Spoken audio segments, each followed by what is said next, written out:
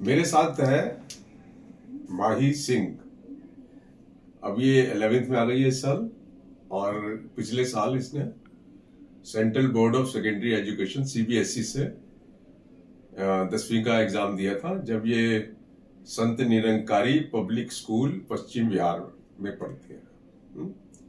और ये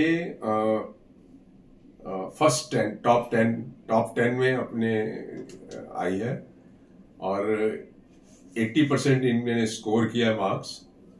और इंग्लिश के अंदर ये टॉप 2 में है, मतलब सेकंड है अपने पूरे स्कूल के अंदर।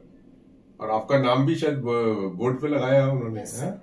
और स्कूल ने अपना इनका नाम भी बोर्ड पे लगाया है। तो कहने का मतलब ये है कि जो हमारे EWS बच्चे हैं, इनका एडमिशन EWS का है।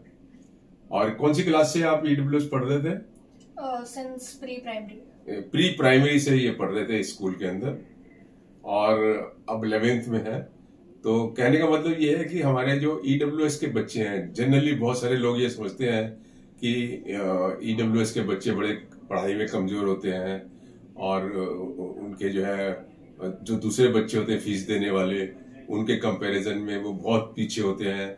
ऐसा नहीं है, बहुत सारे स्कूलों में देखा गया है कि फर्स्ट टॉप 10 में जो है हमारे EWS बच्चे आते हैं। और जब आते हैं तो वो स्कूल भी जो है ना मतलब क्रेडिट लेता है इस बात का कि उनका बच्चा EWS का बच्चे को उन्होंने पढ़ाया और उसको टॉप 10 में आया है। तो वाहिद, बताओ आप कैसे टॉप आ गए वहां पे? सर रेगुलर बेसिस पे जैसे पढ़ाई करते हैं, ट्यूशन जाते हैं, रेगुलर सेल्फ स्टडी करके मोस्टली।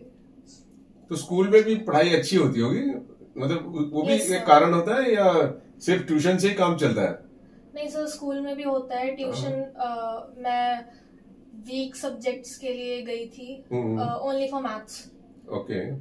एंड बाकी सेल्फ स्टडी और स्कूल से जितना हुआ उसी के बेसिस पे। तो ये जो EWS में आप पढ़ रहे हैं, फीस नहीं देनी पड़ती आपको, तो आपके साथ किस तरीके का कोई स्कूल में डिस्क्रिमिनेशन होता है किसी तरीके का पढ़ाई के अंदर, या बच्चों के बीच में कुछ डिस्क्रिमिनेशन होता है? ऐसा तो कुछ नहीं होता। No sir. है ना, कुछ नहीं होता। पता भी होता है कि लोगों को कि ये EWS है, ये नहीं है, दूसरे बच्चों को नहीं पता होता ना। तो ये खूबसूरती है हमारे सिस्टम की, कि हमारे जो EWS बच्चे होते हैं, उनका दूसरे जो नॉन EWS होते हैं उनको ही नहीं पता होता कि ये EWS है। सब मतलब एक जैसे ही होते हैं।